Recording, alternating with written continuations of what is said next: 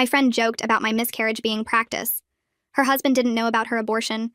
I've been raising Haley since she was 12, paid for her college, $40,000, bought her car, covered her living expenses for 6 years. Her biological father? Paid nothing. Not 1 cent of child support. Shows up maybe twice a year, usually drunk, always making promises he breaks. But she worships him. When Haley got engaged, my girlfriend Maria and I offered to pay for the wedding. $35,000 budget. Venue for 250 people. The works. You're the best dad ever. Haley hugged me, crying. I'm so lucky to have you. I gave them a list of 20 people to invite. My brother, my business partners, my college roommates. Of course, Maria promised. You're paying for everything. That's the least we can do. Saturday, I ran into my business partner Jim at the golf club. Beautiful announcement, he said, though I was surprised not to get an invitation. What do you mean? You're on the list. He pulled the announcement from his car. Cream cardstock, gold embossing. Together with their families, Haley Russell and Blake Stevens invite you to celebrate their marriage. At the bottom, daughter of Maria Russell and Robert Russell. Robert, her biological father. My name was nowhere on it. Must be a mistake, Jim said, seeing my face. It wasn't. None of your 20 people made the final list, Maria admitted when I confronted her. We had to make cuts. Family comes first. I'm not family? You know what I mean. Blood family. Robert's entire side is invited? The man who hasn't seen her in 18 months? He's her father. I paid for everything. If people decline, maybe we can squeeze someone in. I was going to cancel everything. Then Haley called, crying. Please don't fight with Mom about the guest list. This wedding means everything to me. You mean everything to me. I need you there. So I swallowed my pride. Sunday dinner with the in-laws. Maria made her famous lasagna. Blake's parents brought wine. We were discussing centerpieces when the doorbell rang. Robert walked in. Leather jacket, 3-day stubble, reeking of cigarettes. Daddy! Haley flew into his arms. Hey, princess. Sorry I'm late. My bike broke down. The man is 47. Still rides a motorcycle he can't maintain. Still calls it his bike, like he's 17. We sat down to dinner. Robert took my seat at the head of the table. Nobody said anything. Then Haley stood up, tapping her wine glass. I have an announcement. Everyone smiled, expecting pregnancy news. Daddy called me yesterday with amazing news. He'll be able to make the wedding, which means... She beamed at Robert. He can walk me down the aisle. The table erupted in congratulations. Maria squeezed Robert's shoulder. Oh, honey, that's wonderful. It wouldn't be the same without you giving our baby away. Blake's mother was crying. A girl needs her father on her wedding day. I sat there, invisible. 10 years of driving her to school, teaching her to drive, staying up when she was sick, moving her into college, helping with homework, paying for everything, erased. I stood up. The chair scraped against the floor. I'd like to make a toast. Everyone raised their glasses, smiling. It has been my great pleasure to be part of this family for the past decade. Haley beamed at me. At this point, I feel I owe a debt of gratitude to the bride and groom because they have opened my eyes to something very important. Maria's smile flickered. They've shown me that my position in this family is not what I once thought it was. Though I considered myself a father figure, someone worthy of respect and inclusion, it seems instead I hold the position of an ATM. Good for a stream of money, but not much else. Haley's face went white. As I've been replaced as father of the bride, both on the invitations and in the ceremony, I am resigning my financial duties as well. Robert, as the real father, I'm sure you'll be happy to cover the remaining wedding costs. $28,000, due Thursday. Robert choked on his wine. What? Haley gasped. The venue needs final payment by Thursday or you lose the date. I'm sure your real dad has it covered. This is ridiculous. Maria stood. You can't just... You all can see yourselves out of my house. Your house? Maria laughed bitterly. My name is on the deed too. Check again. I bought this house before we met. Your name is on nothing. The room exploded. Shouting, crying, Blake's parents trying to mediate. I walked to my office and locked the door. Monday morning, I called the venue and vendors, canceling everything. Lost my deposits, but worth every penny. Then I got a call from my lawyer. Mike, we have a problem. Maria filed an emergency petition. She's claiming common law marriage and wants half of everything. We never married. She has documents. Did you ever file taxes jointly? Sign anything saying she was your spouse? My blood went cold. 3 years ago, Maria needed surgery. I'd signed insurance forms listing her as my domestic partner to get her covered under my plan. She also has something else. A will you supposedly signed leaving everything to Haley. I never signed. Mike, I'm looking at it. It's notarized. Dated last month. Last month when I was traveling for business. When Maria had asked me to sign some insurance updates over video call. I'd been distracted, trusted her, signed without reading. There's more, my lawyer said. Haley isn't her biological daughter. What? Maria isn't Haley's birth mother, which means the girl you've been raising, paying for, calling your stepdaughter? You might have more claim to her than either of them. My phone buzzed. A text from an unknown number with a photo. It was a DNA test. Haley and Robert. Probability of paternity, 0%. Another text. We need to talk. Alone. Robert. I texted Robert back and told him to meet me at Mel's Diner on Route 9. The place sits 30 minutes outside town where nobody we know ever goes. I got there first and grabbed a booth in the back corner. My hands shook as I ordered coffee I didn't want. Robert walked in 10 minutes later looking worse than I'd ever seen him. His leather jacket hung loose on his frame like he'd lost weight. The stubble on his face had grown into a patchy beard. He slid into the booth across from me without saying anything. I pulled out my phone and showed him the DNA test he'd sent. He reached into his jacket and pulled out a manila folder, sliding it across the table. Inside was his own copy of the results, official lab letterhead and everything. We sat there staring at the papers between us. The waitress came by and Robert ordered whiskey even though it was barely noon. She brought it and he downed half the glass before speaking. He told me Maria had called him 3 months back asking him to update his will. She wanted him to list Haley as his main person to get everything when he died. He didn't have much, but the request felt weird. Maria had never cared about his will before. She'd spent years telling him to stay away and not mess up Haley's life. Suddenly she was worried about making sure Haley got his stuff. Robert said something and her voice sounded wrong. Desperate, maybe. He'd been sober for 2 months at that point and his head was clear enough to notice things. He went to a clinic and paid for a DNA test without telling anyone. The results came back 2 weeks ago and destroyed him.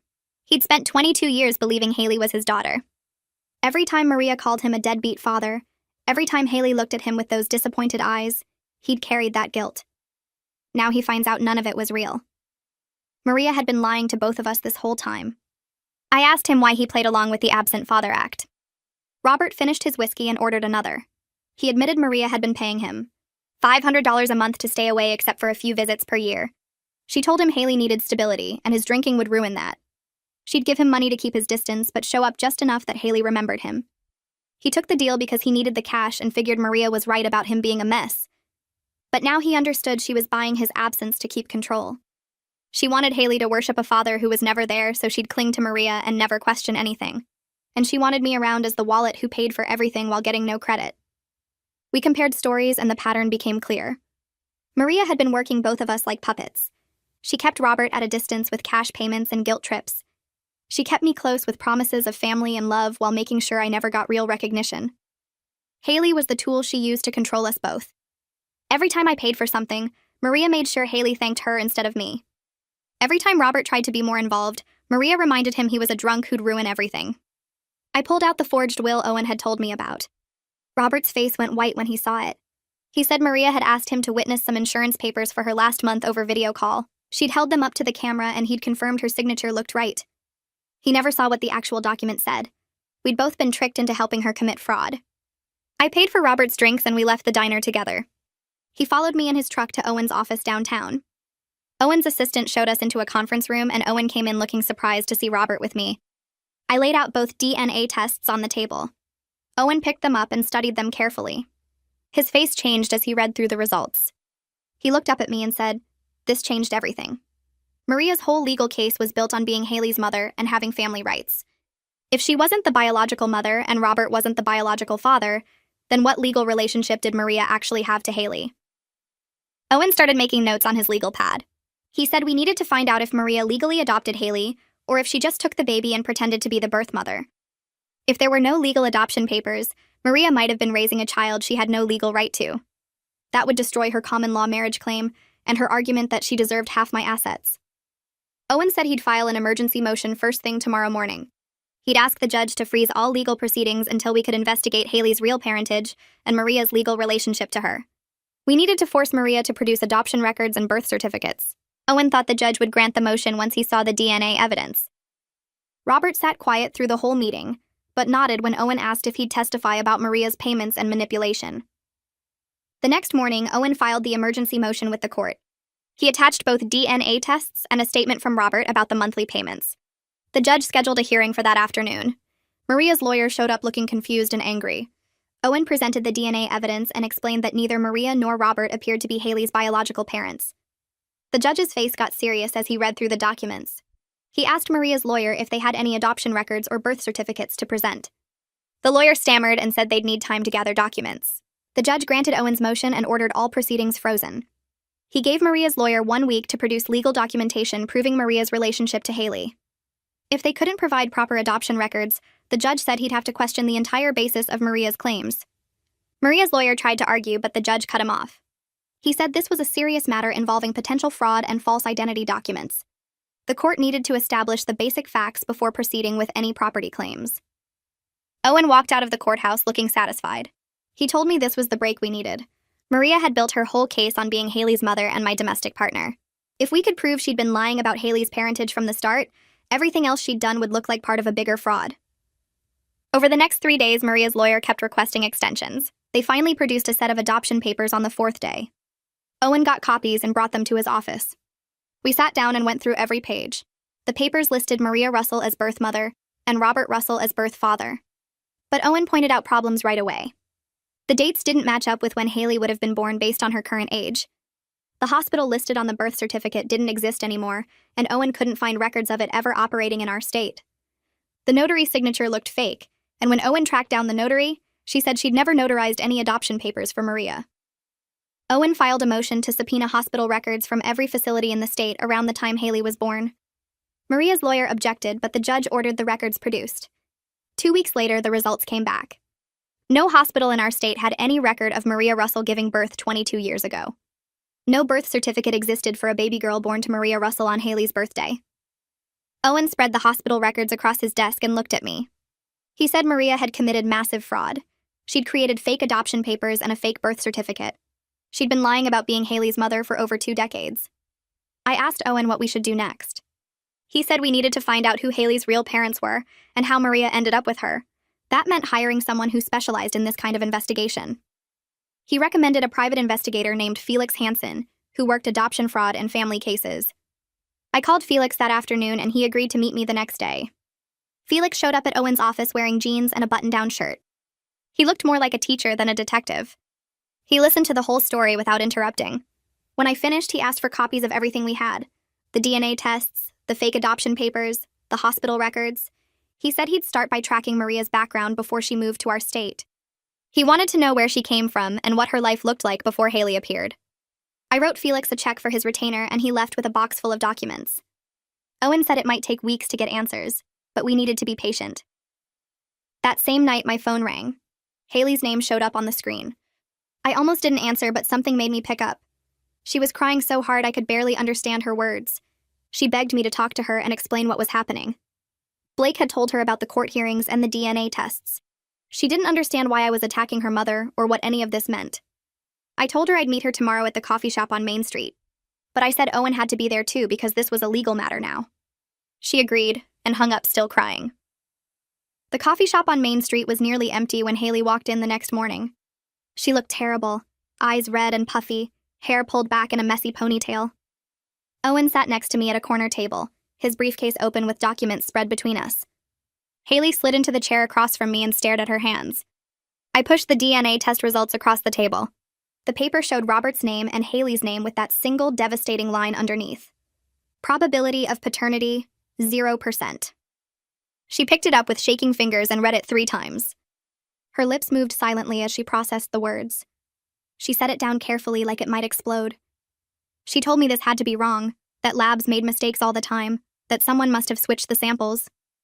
Owen explained the test used a certified lab with chain of custody documentation. There was no mistake. Haley's face crumbled. She asked what this meant, who her father was if not Robert. I told her we didn't know yet, but we were finding out. She started crying, not the gentle tears from our last conversation, but deep sobs that shook her whole body. The barista glanced over nervously. Owen handed her tissues from his briefcase. She asked if Maria knew about this. I said Maria had to know because she'd been lying about everything for 22 years.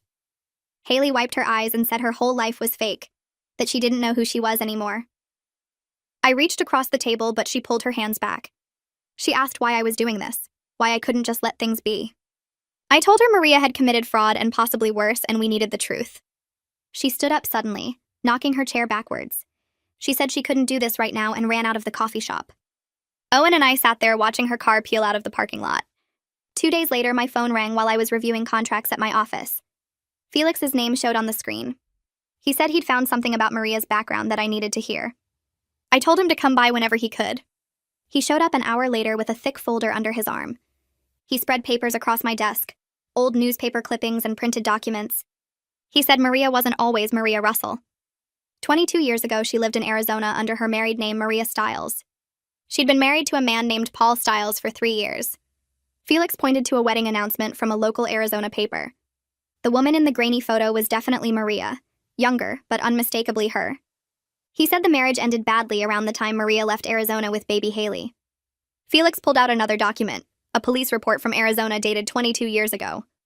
Paul Stiles had reported his sister missing. The sister's name was Celia Williams. She'd disappeared without a trace just weeks before Maria left the state. The case had gone cold after a few months with no leads. I stared at the police report, trying to make sense of the timeline. Felix said the dates lined up too perfectly to be coincidence. Maria left Arizona with a baby the same month her sister-in-law vanished. He'd requested the full case file from Arizona authorities, but it would take time to get everything. I called Owen immediately and asked him to come to my office. He arrived within 30 minutes and Felix walked him through everything again. Owen studied the police report and the newspaper clippings. He asked Felix if there was any evidence linking Maria directly to the disappearance. Felix said not yet, but he was working on it. Owen leaned back in his chair and said if Maria took her sister-in-law's baby and fled the state, we were looking at kidnapping charges. This wasn't just fraud anymore. This was potentially a federal crime. I felt sick thinking about what this meant.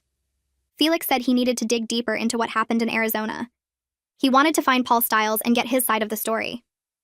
Owen agreed and said we should move carefully because if this turned into a criminal investigation, everything would change. He told Felix to document everything and maintain chain of custody on any evidence.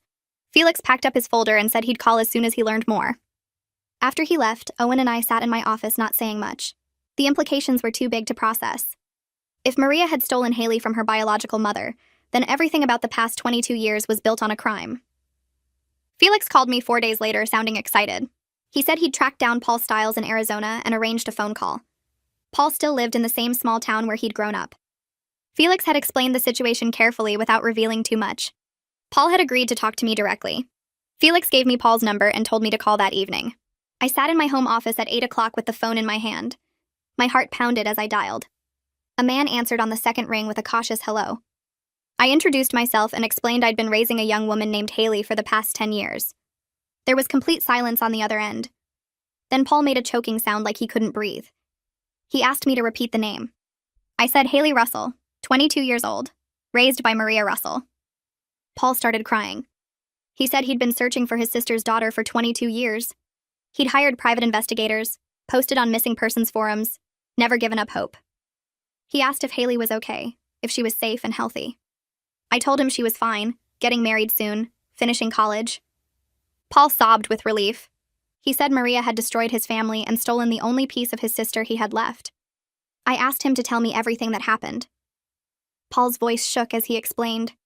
His sister Celia had gotten pregnant by her boyfriend, who took off when he found out about the baby. Celia was 20 years old, scared, but determined to be a good mother. Maria had been married to Paul at the time and offered to help Celia with the baby. Maria couldn't have kids of her own, and Paul thought she just wanted to be supportive. Celia gave birth to a healthy baby girl. Maria was at the hospital and took dozens of pictures.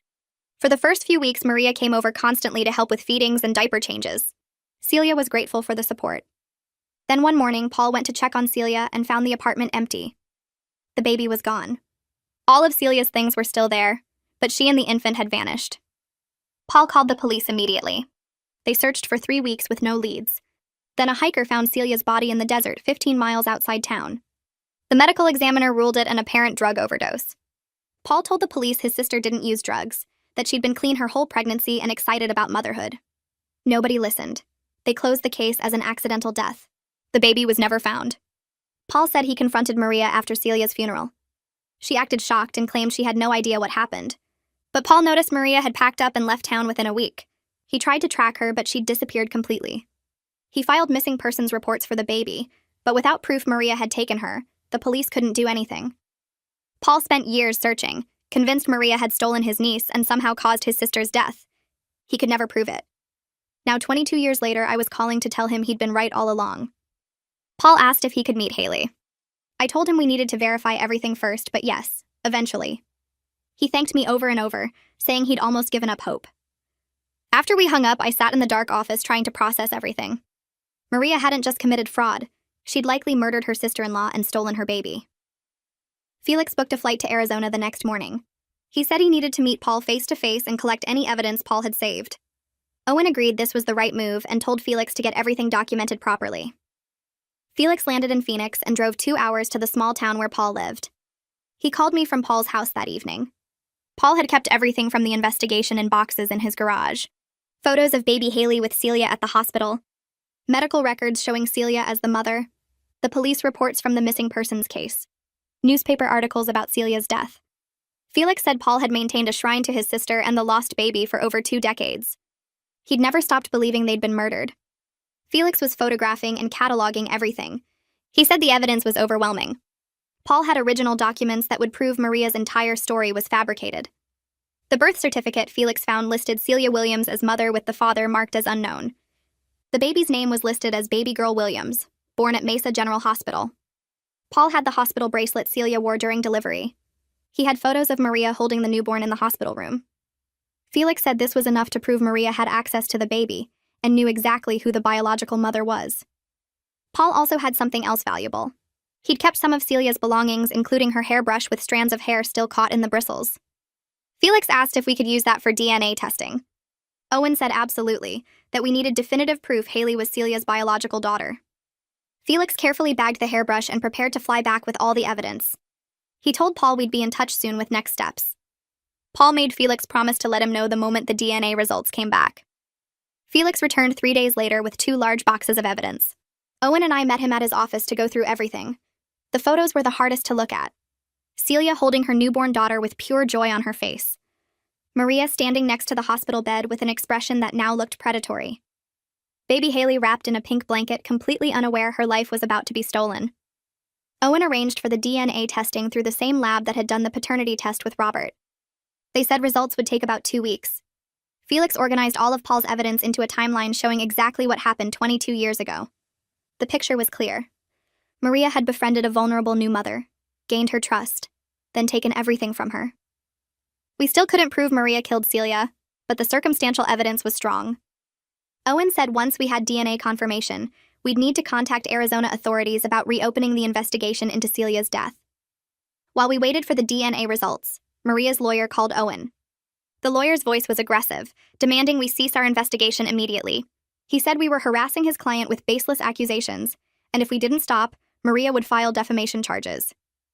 Owen listened calmly, then asked if the lawyer was aware his client was under investigation for kidnapping and possible homicide. The line went quiet. Owen explained we'd contacted authorities in Arizona regarding the disappearance of Celia Williams and her infant daughter 22 years ago. We had substantial evidence suggesting Maria had taken the child and fled the state. The lawyer stammered something about needing to consult with his client. Owen said that was a good idea. He also mentioned we had DNA evidence pending that would conclusively prove Maria wasn't Haley's biological mother. The lawyer hung up without another word. Owen smiled grimly and said Maria was running out of options. Her entire house of lies was collapsing. That night, I couldn't sleep. I kept checking my phone every few minutes, expecting something to happen. Around 11, I got up and made coffee. My hands were shaking when I poured it. The house was too quiet. Every creak made me jump. I walked through the rooms, looking at everything Maria had touched over the years. Her magazines on the coffee table, her sweater draped over the chair, her coffee mug in the sink. All these little pieces of a life she'd built on lies. The doorbell rang at midnight. I looked through the peephole and saw Maria standing on my porch. Her hair was a mess. Her mascara was smeared down her face.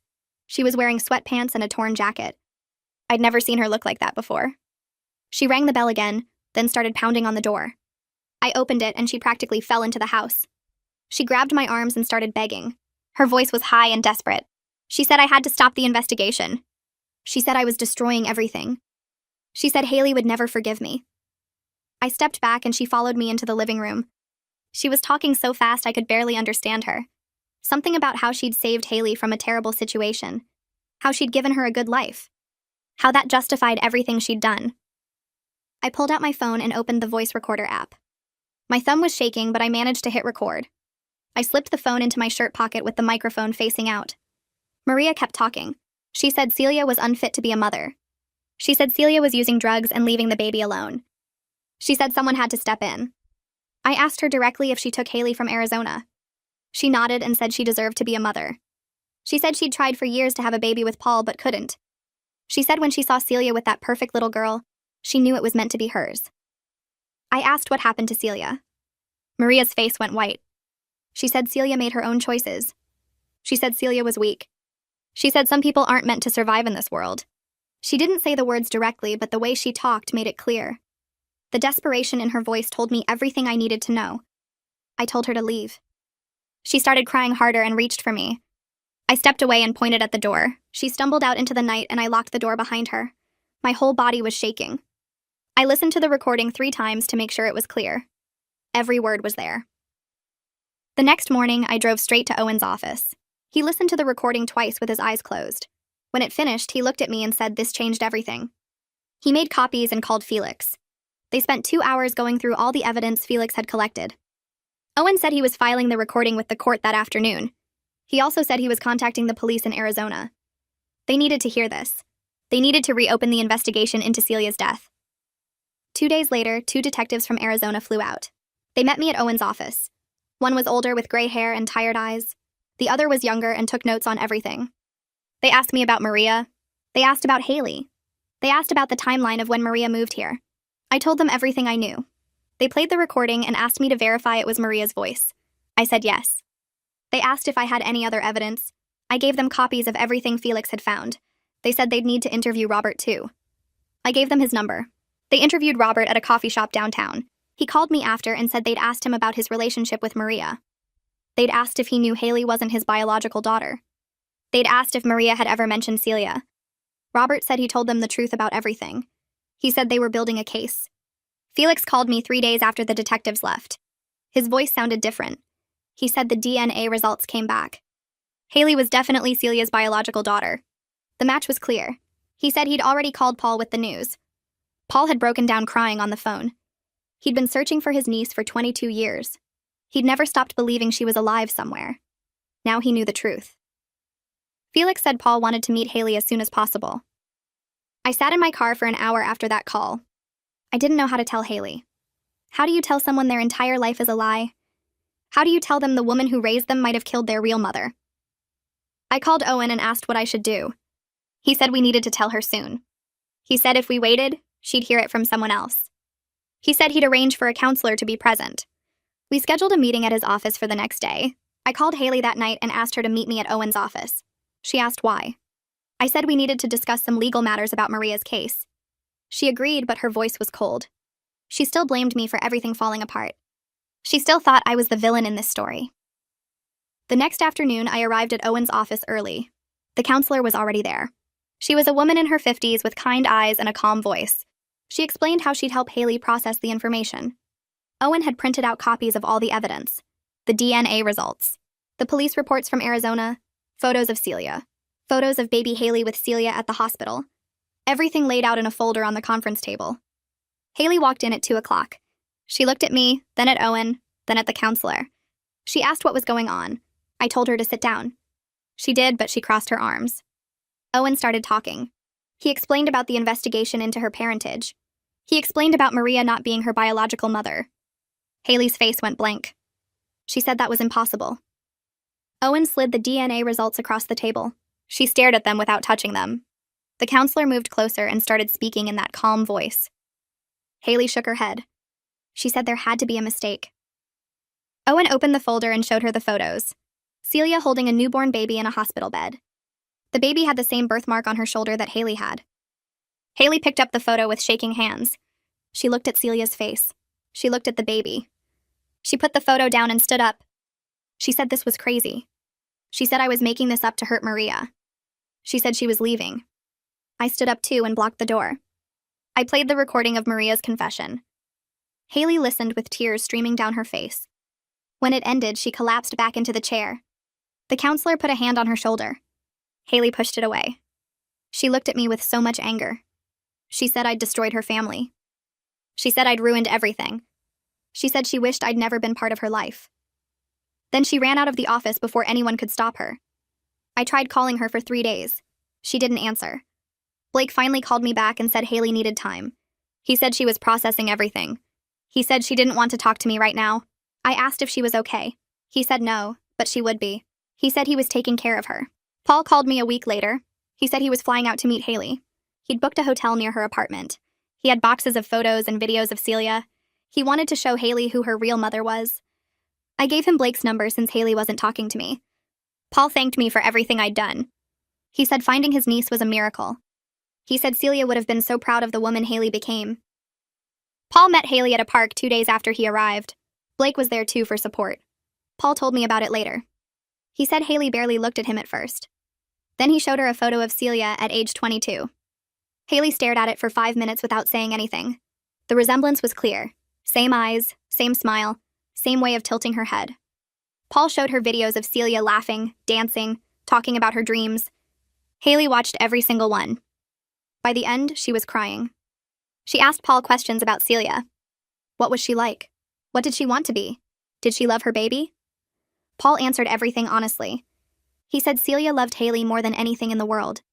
He said Celia's last words before she died were about keeping her baby safe. Blake called me after that meeting. He said Haley was starting to accept the truth. She was devastated and confused, but she was listening now. He said she'd asked about me.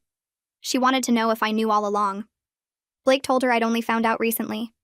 He told her I'd been trying to protect her. He said Haley didn't respond, but at least she didn't get angry. Blake impressed me through all of this. He could have walked away. Most guys would have. But he stayed by Haley's side every single day. He held her when she cried.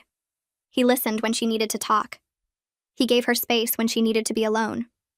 He postponed the wedding without complaint.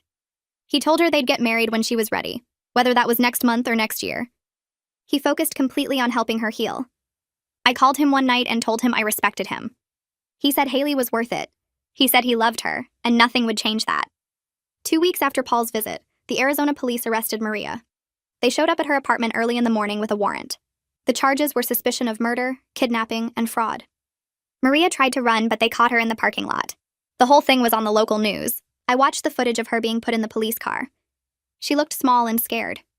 Nothing like the confident woman who'd lived in my house for 10 years. Arizona requested her extradition. The judge approved it within days. They put Maria on a plane with 2 officers. She'd face trial in Arizona where Celia died, where the crime actually happened. Suddenly, I was the only parental figure Haley had left in the state. Robert was around, but he wasn't reliable. Paul was back in Arizona. Maria was in jail. I was all she had. Blake called me 3 days after Maria's arrest. He said Haley needed help. She couldn't afford her apartment without Maria's financial support. She was too traumatized to be alone. She was having panic attacks every night.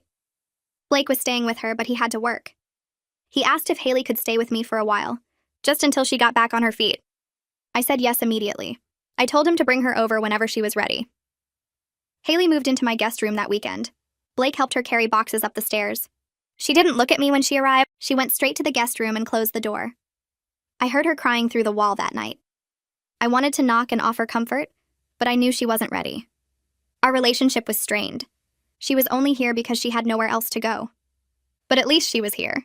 At least I could keep her safe while she figured out how to put her life back together. Robert showed up 3 days after Haley moved in. I opened the door and found him standing on my porch looking cleaner than I'd ever seen him. No leather jacket, no cigarette smell. He wore jeans and a button-down shirt that looked recently ironed.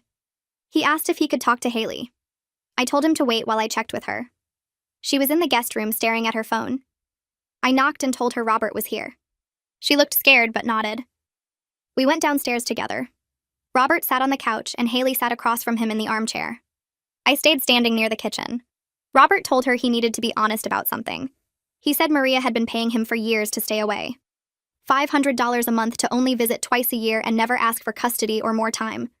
He took the money because he needed it, and because Maria convinced him Haley was better off with stability. But he said he always cared about her even though he was a terrible father. Haley started crying.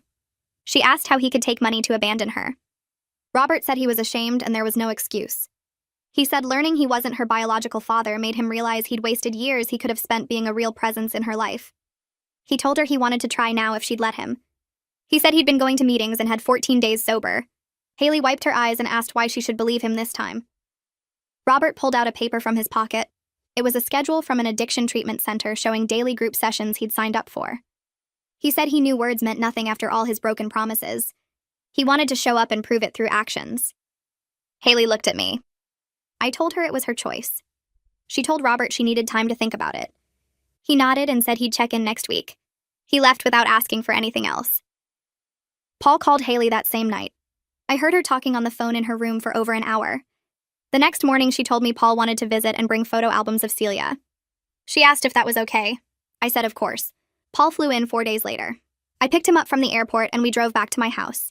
He brought 2 large albums and a box of letters Celia had written. Haley sat with him at the dining table and went through everything. I gave them space, but I could hear them talking. Paul told stories about Celia as a kid. He said she loved art and wanted to be a teacher. He showed Haley pictures of Celia at different ages. Haley kept saying how much they looked alike. Paul said Celia would have been so proud of her. He stayed for 3 days. By the time he left, Haley was calling him every night. They talked about everything. He told her about family history and shared memories that helped her understand where she came from. She started asking questions about medical history and personality traits. Paul answered everything with patience. Their relationship grew fast because they both needed it. The insurance company called me 2 weeks after Maria's arrest. The investigator said they'd reviewed all the documents I signed 3 years ago. They determined Maria had deliberately tricked me into signing forms that listed her as my spouse for insurance purposes. She'd used those forms to build her common-law marriage claim. The investigator said this was fraud, and they were filing their own criminal charges against Maria. They said I wouldn't face any penalties because I was clearly a victim. They also said they were working with Owen to make sure none of Maria's legal claims held up. The investigator asked if I wanted to pursue a civil case against Maria for the money she'd cost me. I said I just wanted it all to go away. He understood but said their criminal case would move forward regardless. Owen called the next day with updates. He said the forged will had been thrown out completely. The notary admitted under questioning that Maria had paid him to backdate the document and notarize it without me present. The common-law marriage claim was dismissed because we'd never filed joint taxes or presented ourselves as married except for the insurance fraud. My assets were protected and Maria had no legal claim to anything. Owen said there might be other charges coming as investigators dug deeper into Maria's finances. He found evidence she'd been skimming money from joint accounts we'd shared over the years. Nothing huge but enough to add to her legal problems. He said I was in the clear legally and could focus on rebuilding my relationship with Haley. Haley started therapy the following week. She found someone who specialized in trauma and family issues. She went twice a week at first. She told me the sessions were hard because she had to talk about everything. She was angry at Maria for lying her whole life. She felt grief for Celia, who she'd never know. She was confused about her identity and who she really was. The therapist helped her work through it all slowly. Some days were better than others. Some nights I heard her crying in her room. Blake came over most evenings after work to be with her. He was steady and supportive. I respected him more each day. The therapist suggested I join some sessions to work on our relationship. I agreed immediately. The first joint session was awkward. We sat on opposite ends of the couch in the therapist's office. The therapist asked us both to talk about how we felt. Haley said she felt guilty for hurting me and taking me for granted. She said Maria had convinced her that blood family was more important than anything else. She believed it because Maria was her mom and she trusted her. I said I felt erased and disrespected when my name wasn't on the invitation, and Robert got to walk her down the aisle. I explained I'd raised her and paid for everything, but none of that seemed to matter. The therapist helped us understand that we'd both been manipulated by Maria in different ways. She said Maria had created a toxic dynamic where love was conditional on following her rules. She helped us see that real family was about commitment and care, not biology or obligation. We had 3 more joint sessions over the next month. Each one helped us communicate better and understand each other's pain.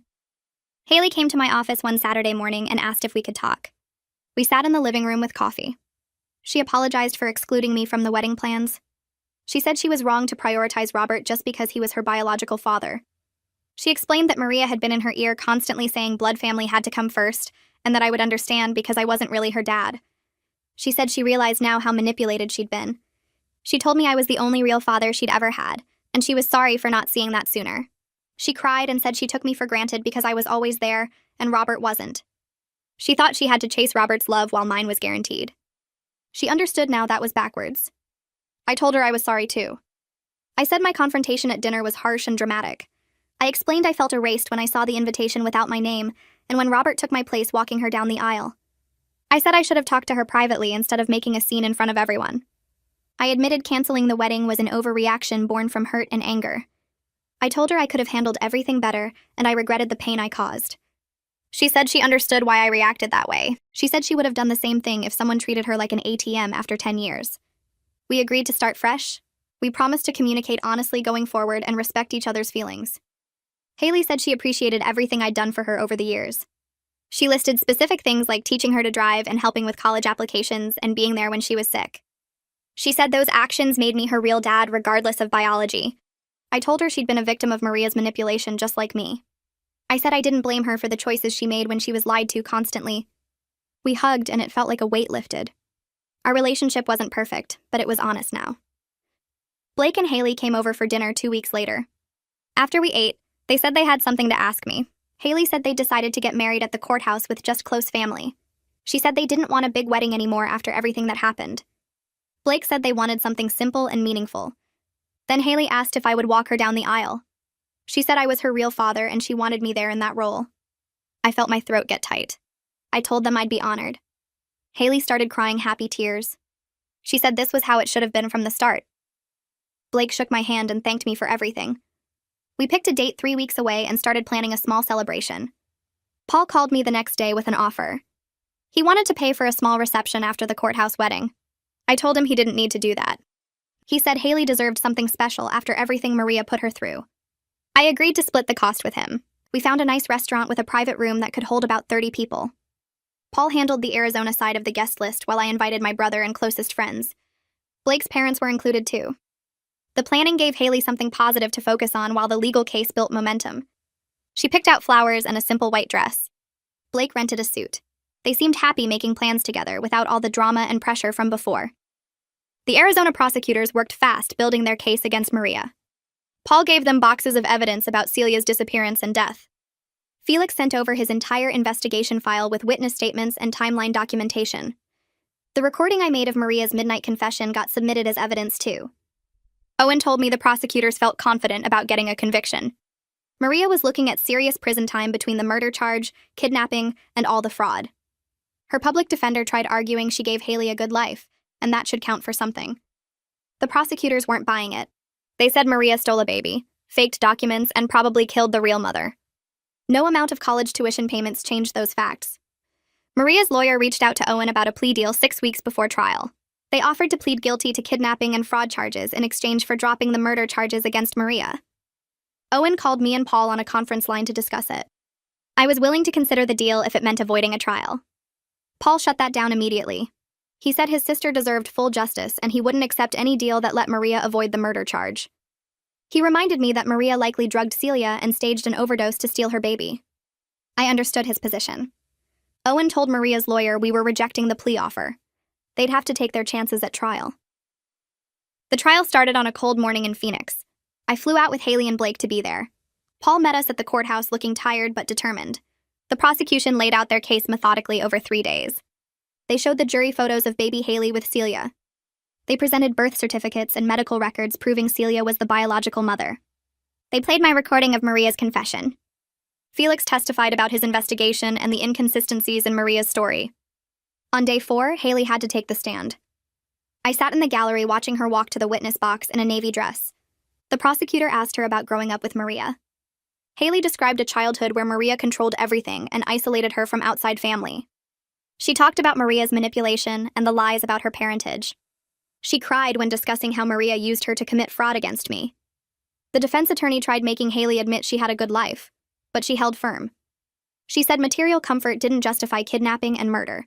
She handled the whole thing with more strength than I expected. When she stepped down, Paul squeezed my shoulder and we both had tears in our eyes. The jury deliberated for 2 days. When they came back, the courtroom went silent. The foreman stood and read the verdict. Guilty of second-degree murder. guilty of kidnapping, guilty of fraud and identity theft. Maria's face went white. Her lawyer put a hand on her shoulder, but she just stared straight ahead. The judge set sentencing for 3 weeks later. At that hearing, Maria got 30 years in prison with no parole eligibility for 20. Haley sat between Paul and me in the gallery. When the judge announced the sentence, she started crying quietly. I put my arm around her shoulders. She leaned into me and whispered that she felt relieved but also sad. I told her that made sense. Maria was still the woman who raised her, even if everything was built on lies and violence. After the hearing, we walked out into bright Arizona sunshine. Paul suggested getting lunch, but Haley said she needed to be alone for a while. Blake took her back to the hotel. Paul and I grabbed coffee instead and sat in silence for a long time. 2 months after the sentencing, Haley filed paperwork to legally change her last name to Williams. She wanted to honor Celia and connect with her biological family. The process took about 6 weeks. When the approval came through, Haley called me crying happy tears. She said it felt right to carry her real mother's name. She asked if I was upset she wasn't keeping my last name. I told her I never expected her to take my name anyway, since we weren't legally related. What mattered was that she was claiming her true identity after years of lies. She thanked me for understanding. A week later, she received her new driver's license and social security card in the mail. Haley Williams. She posted a photo on social media with a caption about reclaiming herself. The comments filled with support from friends who knew what she'd been through. Paul invited Haley and Blake to visit Arizona and meet extended family who never knew she existed. They flew out for a week and stayed at Paul's house. He arranged a big family dinner where Haley met aunts, uncles, and cousins. Paul sent me photos from the gathering. Haley stood in the middle of a group of people who all had her eyes and smile. She looked genuinely happy, surrounded by blood relatives for the first time in her life. One of Celia's sisters broke down crying when she met Haley, saying it was like seeing her sister alive again. Haley spent the week learning about Celia through family stories and old photo albums. She visited Celia's grave and left flowers. Paul told me later that Haley sat at the gravestone for an hour talking to the mother she never got to know. When Haley came back home, she seemed more settled and at peace with everything that happened. Robert and I started talking more after the trial ended. We met for coffee one Saturday and had an honest conversation about Maria's manipulation. He admitted he felt used and stupid for taking her money to stay away from Haley. I told him I understood because Maria fooled me too for 10 years. We talked about how she played us against each other to maintain control. Robert said he was working on getting sober and building a more honest life. He'd been attending meetings and got a steady job at a motorcycle repair shop. I respected that he was trying to change. We started meeting every few weeks for coffee or lunch. It felt strange becoming friends with the man I resented for years, but we bonded over surviving Maria's lies. Haley noticed the friendship developing and said it made her happy that 2 people she cared about were getting along. My brother Micah came over one evening with pizza and beer. We sat on my back porch talking about everything that happened over the past year. Micah had supported me through all of it, listening to me vent and offering advice when I needed it. That night, he told me he was proud of how I handled everything. He said a lot of men would have walked away from Haley completely after learning she wasn't really their stepdaughter. I told him I couldn't do that because I raised her and loved her regardless of biology. Micah said that's exactly what made me a real father. He reminded me that being a dad is about love and commitment, not DNA or legal documents. It's about showing up every day and putting someone else's needs above your own. He said I did that for Haley for 10 years, and nothing Maria did could erase those years or change what they meant. His words hit me hard. I'd been struggling with feeling like a fool for being manipulated, but Micah helped me see that loving Haley was never foolish. It was the realest thing in the whole mess. The courthouse wedding happened on a sunny Saturday morning 3 months after Maria's sentencing. Haley wore a simple white dress and carried a small bouquet of roses. Blake looked nervous but happy in his rented suit. About 30 people gathered in the courthouse chapel. The judge who married them was kind and made the ceremony feel personal despite the basic setting. When it came time for Haley to walk down the aisle, she asked me and Paul to walk her together, one on each side. We practiced the night before to get the timing right. The moment arrived and Haley linked her arms through ours. We walked her slowly toward Blake, who was wiping tears from his eyes. Haley looked beautiful and genuinely happy. At the altar, Paul and I each kissed her cheek before stepping back. The ceremony itself lasted maybe 10 minutes. Simple vows, exchange of rings, and the judge pronounced them married. Everyone clapped and Haley kissed Blake. Afterward, we moved to the restaurant for the reception Paul and I planned. The restaurant Paul and I picked was small and quiet, with good food and space for everyone who mattered. About 20 people showed up, including Blake's parents, Robert, Micah, and some of Haley's college friends who stuck by her through everything. The room had white tablecloths and soft lighting that made everything feel warm and comfortable. We ate good food and talked and laughed, and it felt right, in a way the big fancy wedding never would have. After dinner ended and dessert plates got cleared away, Haley stood up and tapped her glass with her fork. The room got quiet and everyone turned to look at her. She was still wearing her simple white dress and her face looked nervous but happy. She cleared her throat and started talking about how the past year changed everything she thought she knew about family and love and what really matters. Her voice shook a little at first but got stronger as she kept going. She talked about learning that biology doesn't make someone your parent, and that showing up every day matters more than DNA ever could. She looked right at me when she said she was grateful I never gave up on her even when she hurt me and didn't deserve my patience. She said I was her real father in every way that counted, and nothing would ever change that. Her eyes filled with tears, and so did mine. Blake squeezed her hand and Paul wiped his eyes with his napkin.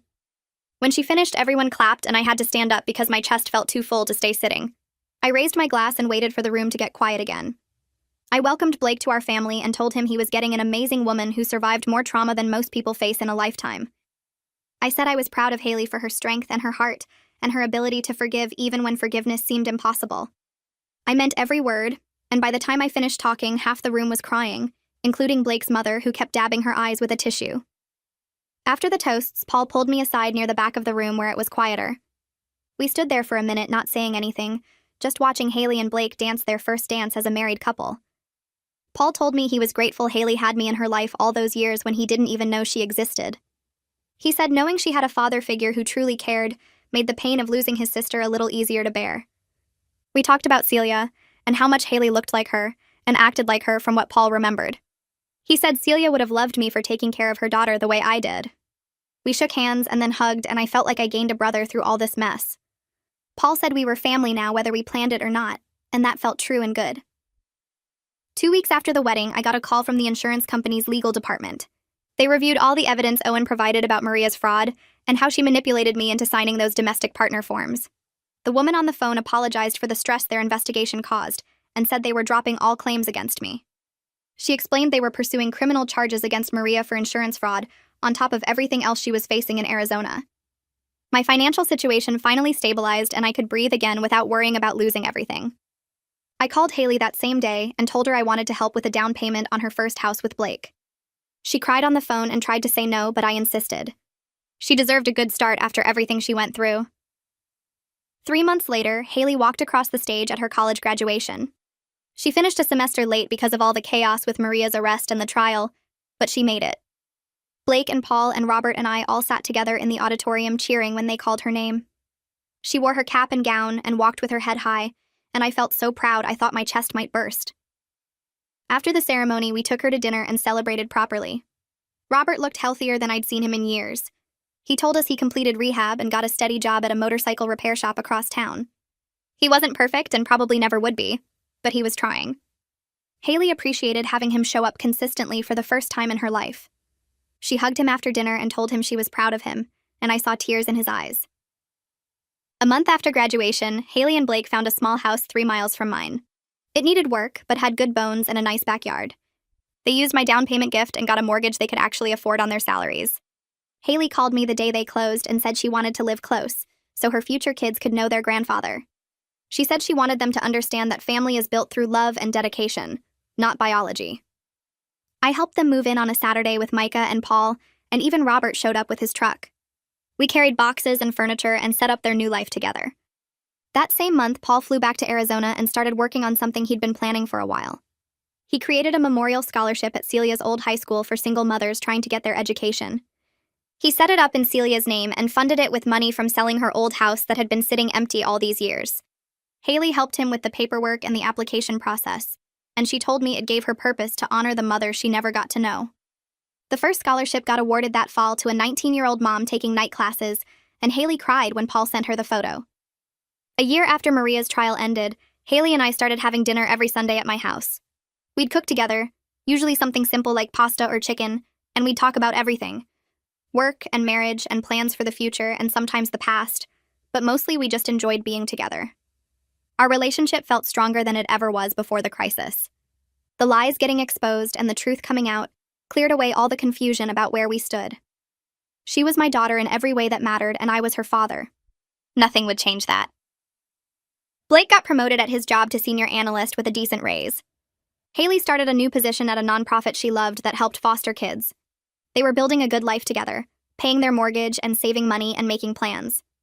I was proud of how they handled everything with maturity and grace. Most couples wouldn't survive the kind of stress and trauma they went through before even getting married, but they came out stronger. Every Sunday when Haley showed up at my door with groceries for dinner, I felt grateful we made it through the nightmare and came out the other side as a real family. 6 months after Blake's promotion, Haley showed up at my door one Sunday with a mischievous grin and her laptop. She set it on my kitchen table and opened a dating app. I told her I wasn't interested in that stuff, but she waved me off and started typing. She asked about my hobbies and what kind of person I wanted to meet, making jokes about how I needed someone who appreciated me instead of using me as an ATM. We spent 2 hours setting up my profile with photos she insisted looked good, and a bio she wrote that made me sound way more interesting than I felt. She uploaded everything, and within an hour, I had 3 messages waiting. Haley squealed and hugged me, saying she was proud of me for putting myself out there again. I went on a few dates over the next couple months, nothing serious, but it felt good to remember what it was like to have someone interested in me for who I was, instead of what I could provide. Robert hit his 1-year sober mark in September. Haley called me crying happy tears and said she wanted to throw him a small party at her house. I showed up with Blake's parents and Paul, who flew in from Arizona for the weekend. Robert looked healthier than I'd ever seen him, his face less puffy and his eyes clear. Haley had made a cake with 365 days written in frosting, and we all stood in her tiny living room celebrating this man who used to show up drunk and unreliable. Robert gave a short speech about how he never thought he'd make it this far, how Haley believing in him made all the difference. He thanked me too, which surprised me, saying I showed him what real fatherhood looked like and made him want to try harder. We shook hands and I realized I didn't resent him anymore. He would never be what I was to Haley, but he was trying to be something good in his own way, and that mattered.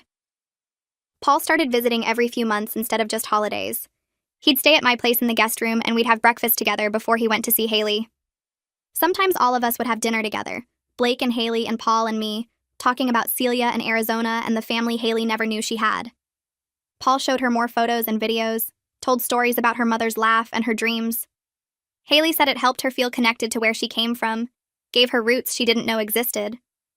Paul told me once over coffee that he was grateful Haley had me all those years, that even though the circumstances were horrible, at least she grew up loved and cared for. We became real family, not just connected by tragedy, but by choice and commitment. My house transformed over the next year. The rooms that felt empty after Maria's arrest started filling up with noise and laughter. Haley and Blake came over twice a week for dinner. Paul visited every other month and stayed for long weekends. Robert showed up for game nights, sober and on time, bringing pizza or beer. Micah drove in from his place an hour away to join us for Sunday football. We created new traditions, things that had nothing to do with Maria or the past. Friday movie nights where we'd argue about what to watch. Saturday morning pancakes when Paul was visiting. Birthday celebrations that involved too much food and terrible singing.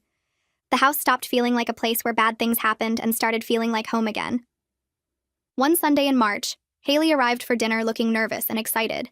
She kept fidgeting with her napkin while we ate the roast chicken I'd made. Blake had this huge smile on his face like he was about to burst. Finally, after we cleared the plates, Haley took my hand and told me she was pregnant. She asked if I would be grandpa to her baby, her voice shaking.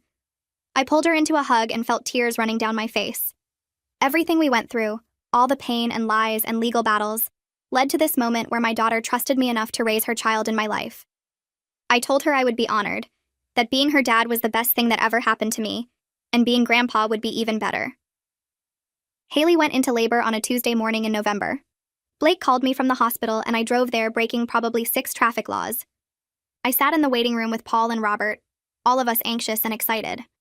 When the nurse finally let us back, Haley was holding this tiny bundle wrapped in a blue blanket.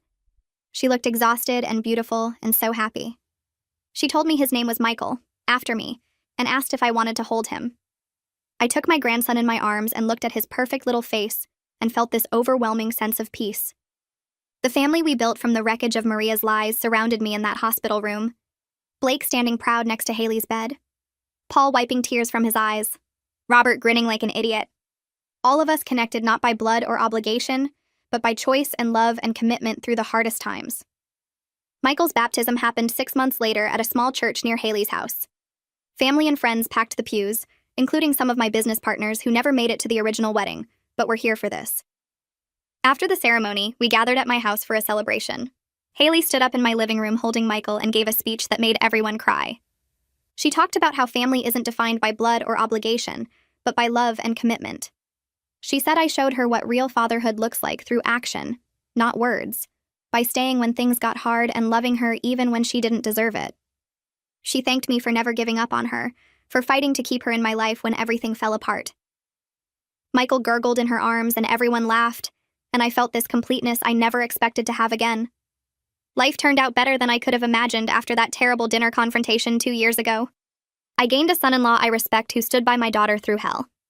I reconnected with Haley on honest terms without lies or manipulation between us. I welcomed Paul as true family, not just someone connected by tragedy, but a real brother. Robert became someone I could trust to show up and be present. Micah stayed my rock through everything. And now I'm grandpa to beautiful baby Michael who has my name and my daughter's eyes. The wedding drama that almost destroyed us instead cleared away all the lies and revealed what really matters. The people who show up when things get hard, the ones who stay committed through pain and confusion. The family you choose and build through action and love. Haley and I are closer than we ever were before, and sitting in my living room surrounded by everyone we fought to keep, I wouldn't change a single thing about how it all worked out.